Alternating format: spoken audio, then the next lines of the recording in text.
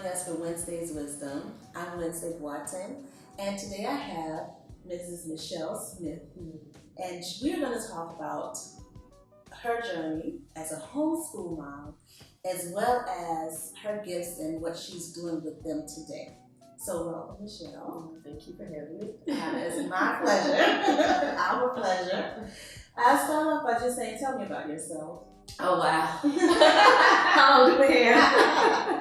Okay, my name is Michelle Smith, and today I am a wife, mother of one child. He is now 21 years old. And recently we began a church that is Brighton Lighthouse Bible Fellowship, and it's in Stockbridge.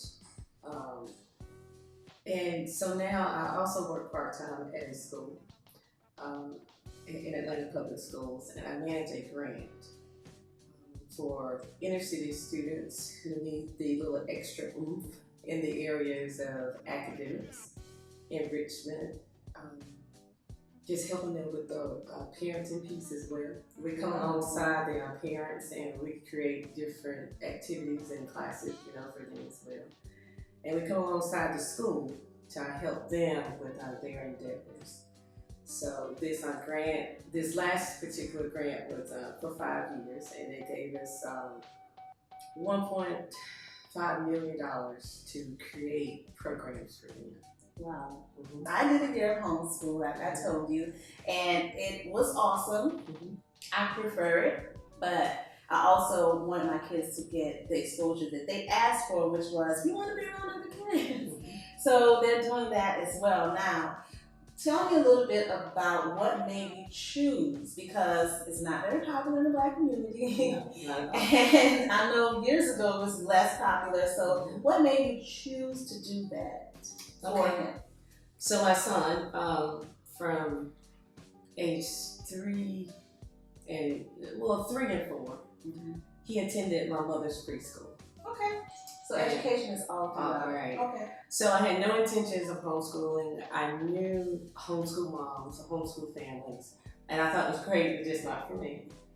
And so my mother was supposed to keep all the grandkids until they're 5, and then we send them to school. Right. So that was the plan. But my mother decided to retire when my son was 4 years old. Okay. So he had one more year. And so I was like, well, what do I do with him? And because of my mother, he was ahead. Yeah. So it's like he was reading at 2nd grade level. I mean, he was 4 years old. He could write. He could do all these things. Awesome. And so I was like, okay, what I'm going to do is I'm going to keep him home for 1 year. And during that year, I'll teach him, and I knew he was already ahead. So I was like, well, you couldn't do too much damage, right? I know, and I had and I'm a former teacher, which I learned quickly. To be a homeschool mom, you really don't have to be a former teacher. Good. You just have to be someone who loves your child, and want the best for them. And so anyway, from the age of 5 to 6, I had him. And I got all of the curriculum for kindergarten and everything. I was going to really do it. And we fell in love with having him home. So initially, it was all about making sure that we had time as a family. Not so much about homeschool. But homeschool was providing that for us. So let me just stop and say that homeschool is a wonderful thing, but it has to fit your family. It's not all about homeschool itself. It is about, is this going to be good for the family? Because homeschooling is a family affair. It's not just about the child or the mom or the dad or whatever. It's about the family. In order for homeschooling to work, you have to have the dad's buy-in. Yes. That's something I kind of was missing too, that I definitely agree with you, because I know from experience that you need to have. It's like the village in a sense. Even I have a friend, I'm just talking to her, she wants to do homeschooling for 3 children. Right. And I said, well, you really need to try to get his buy-in, or at least have your mom or your sister, some other adult because I know that it's the cook, the cleaner, you know, and so you want to have a balance that is not all on you, and that it's the child is being embraced from the perspective of you're not so tired that you can't do what you need to do, and they see it as something that's welcomed by everyone. Right. Homeschooling was what you do every day. Right. So if we want to talk about colors, I'm driving and I'm saying, Anthony, count, which is math, the number of white cars.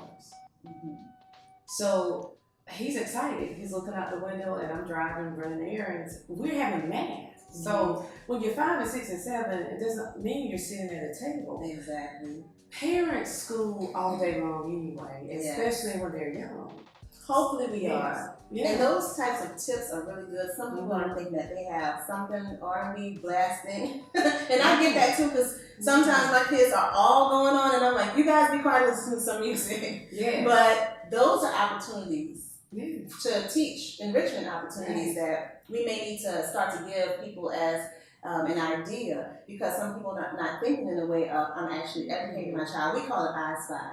So I say, what do you spy? I spy with my little eye a green tree, you know, and I say, okay. And so we expand like that as a game, the same concept, and they're, like you said, learning something, colors or nature or just to be mindful. You know, kindergarten, first and second grade rarely was around the table.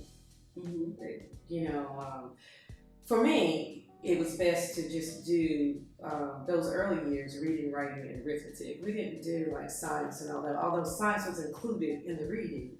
History was included in the reading. So we could be at Walmart while I'm buying groceries. Anthony is looking for anything with a 39 in it. So, Mommy, look, 39. I'm like, that's right. And so, okay, can you find a decimal? And so I'm doing my groceries and he's doing math. You know, I'm looking for a word with the short A sound and he's looking for it, you know? And so I am teaching him as we're doing things.